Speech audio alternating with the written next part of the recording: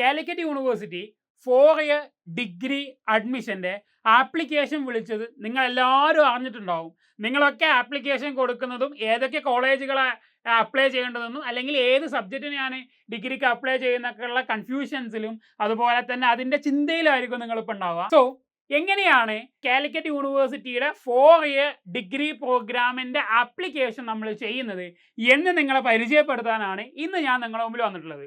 Already നമ്മൾ യൂണിപർപ്പിൾ ചാനലിൽ നമ്മൾ ഈ ഒരു 4 ഇയർ ഡിഗ്രിയുടെ നോട്ടിഫിക്കേഷൻ വന്ന കാര്യമൊക്കെ കൃത്യമായിട്ട് പറഞ്ഞിട്ടുണ്ട്. ആ വീഡിയോൻ്റെ താഴെ പല കുട്ടികളും കമൻസിലൂടെ നമ്മളോട് ആവശ്യപ്പെട്ട ഒരു വീഡിയോ തന്നെയാണിത്. ഓക്കെ, സോ നന്നായിട്ട് ശ്രദ്ധിച്ചോ. കാലിക്കറ്റ് യൂണിവേഴ്സിറ്റിയുടെ 4 ഇയർ ഡിഗ്രി പ്രോഗ്രാമിൻ്റെ അഡ്മിഷൻ്റെ ആപ്ലിക്കേഷന് വേണ്ടിയിട്ട് നിങ്ങൾ ആദ്യം ചെയ്യേണ്ടത് കാലിക്കറ്റ് യൂണിവേഴ്സിറ്റിയുടെ ഒഫീഷ്യൽ സൈറ്റിൽ നിങ്ങൾ എൻ്റർ ചെയ്യുക. അതിൽ ഡയറക്ടറേറ്റ് ഓഫ് അഡ്മിഷൻസ് എന്ന് പറയുന്ന ഒരു ലിങ്ക് നിങ്ങൾക്ക് കാണാൻ പറ്റും. അത് ക്ലിക്ക് ചെയ്ത് കഴിഞ്ഞാൽ അതിനകത്ത് FYUGP CAP 2025 ആപ്ലിക്കേഷൻ എന്ന് പറയുന്ന ഒരു ലിങ്ക് കാണാം. അത് ക്ലിക്ക് ചെയ്യുക. അത് ക്ലിക്ക് ചെയ്ത് കഴിഞ്ഞാൽ നിങ്ങൾക്ക് ഇപ്പോൾ സ്ക്രീനിൽ കാണുന്ന രൂപത്തിലുള്ള ഒരു ഇൻ്റർഫേസ് ഓപ്പൺ ആയിട്ട് വരും. FYUGP CAP 2025-26 എന്നതായിരിക്കും നിങ്ങളുടെ ഹെഡിങ്ങിൻ്റെ മുകളിൽ ഉണ്ടാവുക. സോ ഈ സ്ക്രീനിൽ കാണുന്നത് പഴയ ഒരു ഇൻ്റർഫേസ് ആണ്. സോ അതുകൊണ്ട് നിങ്ങൾ അതിൻ്റെ താഴെ FYUGP സെലക്ട് ചെയ്തിട്ട് അതിന് തൊട്ട് താഴെയായിട്ട് നിങ്ങൾ എന്ത് ചെയ്യുക മക്കളെ, നിങ്ങളുടെ നെയിം നിങ്ങൾ കൊടുക്കുക. ഇവിടെയായിട്ട് നിങ്ങളുടെ നെയിം കൊടുക്കുക. അതിൻ്റെ താഴെ നിങ്ങളുടെ മെയിൽ ID-യും അതിൻ്റെ താഴെ നിങ്ങളുടെ മൊബൈൽ നമ്പറും ആ മൊബൈൽ നമ്പർ 2 തവണ നിങ്ങൾ എൻ്റർ ചെയ്യുക. ഓക്കെ, അപ്പോൾ മെയിൽ ID-യും മൊബൈൽ നമ്പറും ശ്രദ്ധിക്കണം. നിങ്ങളുടെ പേഴ്സണൽ മൊബൈൽ നമ്പറും പേഴ്സണൽ മെയിൽ ID തന്നെ നിങ്ങൾ എന്ത് ചെയ്യുക ഇതിനു വേണ്ടി ഉപയോഗിക്കുക. കാരണം നിങ്ങളുടെ അഡ്മിഷനുമായി ബന്ധപ്പെട്ടുള്ള പല അപ്ഡേഷൻസ് യൂണിവേഴ്സിറ്റി നിങ്ങളെ അറിയിക്കുന്നത് SMS-ലൂടെയോ അല്ലെങ്കിൽ ഇമെയിൽ വഴിയൊക്കെയാണ്. നിങ്ങളുടെ അലോട്ട്മെൻറ്റിൻ്റെ കാര്യമായിക്കോട്ടെ, ഇനി അങ്ങോട്ട് നിങ്ങൾ കോളേജിൽ അഡ്മിഷൻ എടുത്തതിന് ശേഷമൊക്കെ നിങ്ങൾക്ക് ആവശ്യമുള്ള പല അപ്ഡേഷൻസും മെയിൽ വഴിയോ മൊബൈൽ SMS-ലൂടെയൊക്കെയാണ് നിങ്ങളെ യൂണിവേഴ്സിറ്റി അറിയിക്കുന്നുണ്ടാവുക. സോ അതുകൊണ്ട് തന്നെ അതിനും കൂടെ വേണ്ടിയിട്ടുള്ള ഫോൺ നമ്പറും മെയിൽ ID-യാണ് നിങ്ങൾ കൊടുക്കുന്നത് എന്ന് നിങ്ങൾക്ക് ഓർമ്മ ഉണ്ടാവുക. എന്നിട്ട് നിങ്ങൾ എന്ത് ചെയ്യുക, മൊബൈൽ നമ്പർ കൺഫേം ചെയ്തതിന് ശേഷം നിങ്ങൾ എന്ത് ചെയ്യുക, രജിസ്റ്റർ എന്ന് പറഞ്ഞാൽ ക്ലിക്ക് ചെയ്യുക.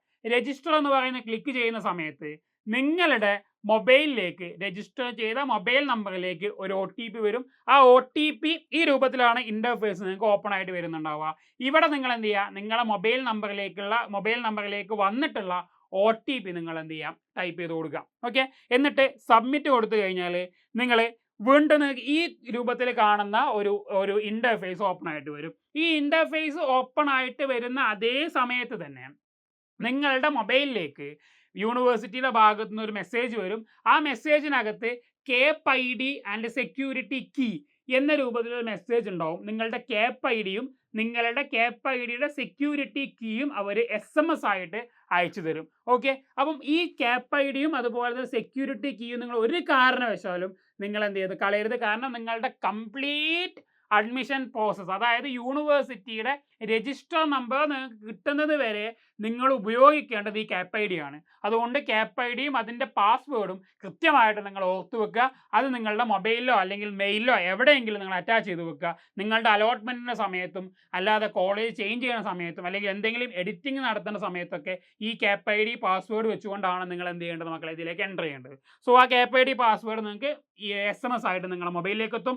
ആ CAP ID പാസ്വേഡ് ഇവിടെ കാണുന്ന ഇൻ്റർഫേസിൽ നിങ്ങൾ എന്ത് ചെയ്യുക മക്കളെ, അടിച്ചു കൊടുക്കുക, ലോഗിൻ കൊടുക്കുക.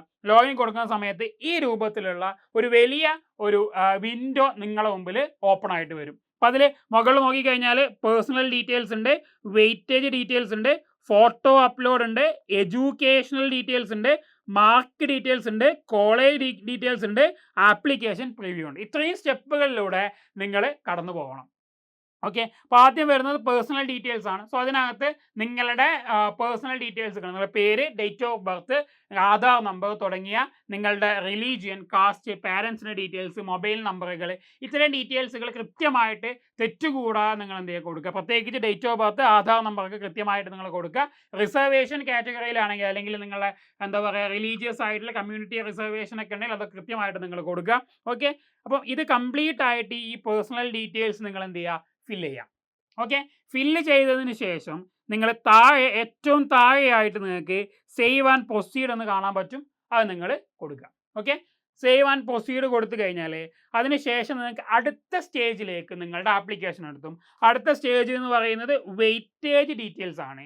വെയിറ്റേജ് ഡീറ്റെയിൽസ് ഉദ്ദേശിക്കുന്നത് നിങ്ങൾക്ക് എന്തെങ്കിലും ഡിസബിലിറ്റി വെയിറ്റേജുകളോ അങ്ങനെ എന്തെങ്കിലും ഉള്ള ആളുകളാണ് ഇവിടെ എന്ത് ചെയ്യേണ്ടത്, ഫില്ല് ചെയ്യേണ്ടത്. അല്ലാത്തവർക്കൊക്കെ ഇത് നോ എന്ന് കൊടുത്ത് പോകാനേ ഉണ്ടാവുള്ളൂ. ഓക്കെ, എന്തെങ്കിലും ഡിസേബിലിറ്റി ഫീച്ചേഴ്സ് അല്ലെങ്കിൽ എന്തെങ്കിലും ഡിസേബിലിറ്റി വെയിറ്റേജ് നിങ്ങൾ അർഹരാണെങ്കിൽ അതിൻ്റെ ഡീറ്റെയിൽസ് കൊടുക്കേണ്ട ഒരു ഇൻ്റർഫേസ് ആണ് ഈ കാണുന്നത്.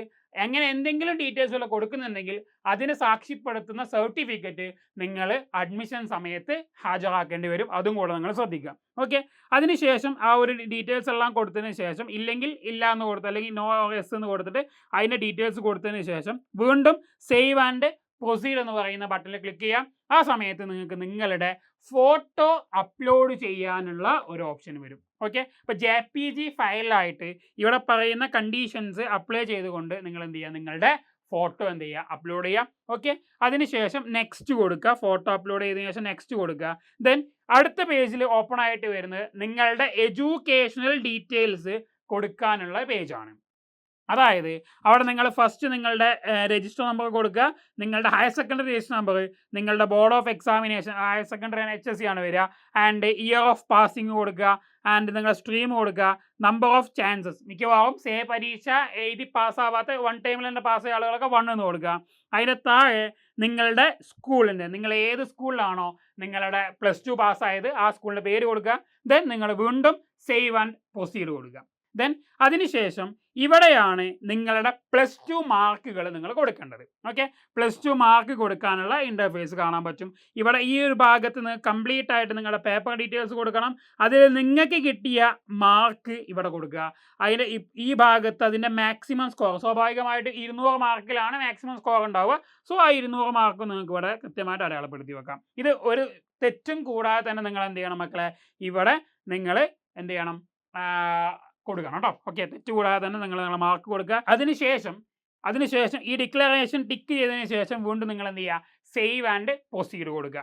ഓക്കെ, സോ ആ ഒരു സ്റ്റെപ്പിന് ശേഷം പിന്നീട് നിങ്ങൾക്ക് ഈ രൂപത്തിലുള്ള വലിയൊരു ഇൻ്റർഫേസ് നിങ്ങൾക്ക് എന്തുണ്ടാവും, ഓപ്പൺ ചെയ്ത് വരും. ഓക്കെ, ഈ ഒരു ഇൻ്റർഫേസിലാണ് നിങ്ങൾ നിങ്ങളുടെ കോളേജുകളുടെ ലിസ്റ്റ് കൊടുക്കേണ്ടത്. അപ്പം നിങ്ങൾ ഈ ആപ്ലിക്കേഷൻ കൊടുക്കുന്നതിന് മുമ്പ് തന്നെ കൃത്യമായിട്ട് നിങ്ങൾ എന്ത് ചെയ്യുക മക്കളെ, നിങ്ങളുടെ ഏത് കോഴ്സിനാണോ എനിക്ക് പഠിക്കേണ്ടത് ആ കോഴ്സ് നിങ്ങൾ ഫിക്സ് ചെയ്യുക.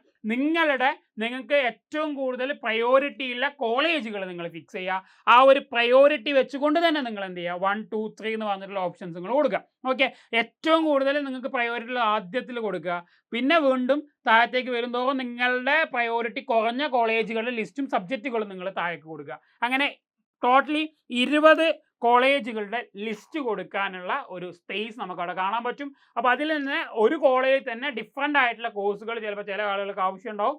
അതിൽ അങ്ങനെ നിങ്ങൾക്ക് എന്ത് ചെയ്യാൻ പറ്റും, അപ്ലൈ ചെയ്യാൻ പറ്റും. ഓക്കെ, എന്നിട്ട് ഇത് കൃത്യമായിട്ട് കൊടുക്കുക. നിങ്ങളുടെ കൺവീനിയൻസ് അനുസരിച്ച്, നിങ്ങളുടെ സബ്ജക്റ്റിനനുസരിച്ച് നിങ്ങൾ എന്ത് ചെയ്യുക മക്കളെ, ഈ ഒരു കോളേജ് ലിസ്റ്റുകൾ കൃത്യമായിട്ട് നിങ്ങൾ കൊടുക്കുക. അത് മാത്രമല്ല നിങ്ങളുടെ ഓരോ കോളേജിലെയും നിങ്ങളുടെ ഇൻഡെക്സ് മാർക്ക് എത്രയാണെന്നുള്ളതും നിങ്ങൾക്ക് വേണ്ട കോഴ്സിൽ നിങ്ങൾക്ക് ലഭിക്കാൻ പോകുന്ന ഇൻഡെക്സ് മാർക്ക് എത്ര എന്നുള്ളത് കൃത്യമായിട്ട് നിങ്ങൾ കാൽക്കുലേറ്റ് ചെയ്ത് വെക്കുക. ഇൻഡെക്സ് മാർക്ക് കാൽക്കുലേറ്റ് ചെയ്യുന്ന വീഡിയോ നമ്മൾ ഓൾറെഡി യൂണിയൻ പ്രപ്പിൻ്റെ ചാനലിൽ അപ്ലോഡ് ചെയ്തിട്ടുണ്ട്. എങ്ങനെയാണ് സബ്ജക്റ്റുകളുടെ ഇൻഡെക്സ് മാർക്ക് ആഡ് ചെയ്യുന്നത് എന്നുള്ളത് അല്ലെങ്കിൽ കണ്ടുപിടിക്കുന്നത് ഓൾറെഡി നമ്മൾ യൂണിയൻ പ്രപ്പിൽ വീഡിയോ ഇട്ടിട്ടുണ്ട്, അത് പോയി കാണാം.